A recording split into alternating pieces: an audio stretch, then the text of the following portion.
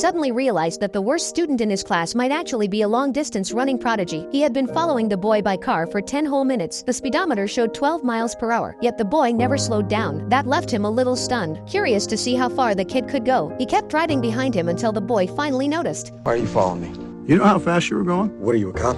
Can I give you a lift? No. But you can quit following me. As he watched the boy walk away, Jim fell into deep thought. The kid he just saw might really be something special. Back home, Jim started digging through old records. He compared times from previous state competitions, and the results shocked him. At that pace, the boy could easily rank among the top 10 runners in the entire state, and that's without proper running shoes. With the right gear, he might even be a champion. Jim felt like he had just discovered buried treasure. As a PE teacher and coach, finding a champion could change everything for him. His reputation, his pay, even his entire life. He could finally leave the small, forgotten town. This was McFarland, one of the poorest places in California. The only reason Jim ended up here was because he had no other choice. He used to be a promising coach, but after accidentally injuring a player during a game, he was fired and labeled as hot-tempered. No school wanted him anymore. Desperate for a job, he moved his entire family to this dusty little town. They were used to city life, so everyone struggled to adjust. There wasn't even a proper restaurant around, not a single place selling burgers, just tacos and burritos. Crime was bad, and Jim never felt safe. He hated everything about this place and wanted to leave that very day, but no other school would take him, so he had no choice but to stay and teach here. On his first day, he discovered just how undisciplined the students were. When he told them to warm up, 3 of them simply walked off, saying they had to go home to work on the farm. Jim didn't expect much anyway. He barely cared about the class, just told the rest of them to jog a few laps and called it a day. But that's when he noticed something strange. These kids were good at running. Still, he didn't think much of it until one evening, driving home, he saw Thomas. The boy was running at 12 miles per hour again. Jim couldn't believe it. At that speed, Thomas could run a mile in 5 minutes. The world record for marathon pace was just slightly faster. Thomas was a rare talent. For the first time in a long while, Jim felt a spark of hope. If he could bring these runners together, form a cross-country team, and lead them to victory, he might become a respected coach again, maybe even find a better job elsewhere. He went straight to the principal with his idea, but the principal wasn't interested. There was no funding. That didn't stop Jim. California public school system pre-approved 6 new sports a few years ago to get funding for new loggers,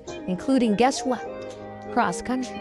The principal finally agreed. Now that the team was approved, Jim needed runners. In class, he set up a small race. The top 4 would each get a sports drink. The students jumped at the chance. After the run, Jim picked the best finishers and invited them to join his team. The first to say yes was Johnny, who already loved running. With Johnny's help, Jim quickly recruited 7 runners in total. Of course, Thomas was one of them. Training began, but every time Jim tried running with them, he was out of breath halfway through. Were kids who ran to school every day. Though, this was nothing. They finished the drills easily. Watching them gulp down free tap water after training, Jim felt a pang of guilt. None of them even owned real running shoes. He said nothing, but he was deeply moved. To test their true ability, he soon registered them for a local race and bought them new uniforms and shoes. The boys were thrilled and full of confidence, but cross-country was a team sport. Scores were based on placement. 1 point for first, 2 for second, and so on. Only the top 5 runners from each team counted, and the lowest total score won. Before the race, other schools laughed at them. They came from McFarland, the poorest town around. The boys felt humiliated, but also determined to prove themselves. When the race started, Thomas ran among the top 3. Others were doing fine too. On flat ground, Thomas was unbeatable. But when the hills came, his pace dropped fast, one after another. Runners passed him. By the time he reached the finish line, he was outside the top 10. The team came in last. Still, Jim took full responsibility. He blamed himself for not scouting the course earlier. He was disappointed, but not defeated. They had trained too lightly. The next day, he found a steep hill nearby. That became their new training ground. The boys ran until they were gasping for air. When they asked to rest, Jim refused. He told them real victories come only through hard work. They kept running until they could barely stand. Only Thomas kept going, stubborn as ever. To him, no matter how much they trained, nothing would change their lives. Those hills they ran on were made of almond shells, the same shells they had to shovel for work every day. To Thomas, training on them felt meaningless. Even if they won, they'd still end up in the fields. And he was right. These kids were all children of farm workers. Many of them woke up at 5 to wash cars for extra money. Before sunset, they'd ride on trucks to pick crops. That was their life during school breaks. During the week, they got up at 4:30 every morning, climbed onto farm trucks half asleep, and spent hours bent over under the scorching sun. Only when school was about to start did they take off their hats and run through the dusty wind toward class. No wonder they were such strong runners. After learning all this, Jim made a promise to himself. He would help these kids run their way to a better life. He started studying everything he could about cross-country. He watched old tapes, learning every technique. Then, day after day, he passed that knowledge on, riding his pink bicycle alongside the team as they trained. Jim worked hard hard, and so did the boys. After weeks of training, McFarland High faced one of the best teams in the district. Before the race, Jim gathered his runners and lifted their spirits.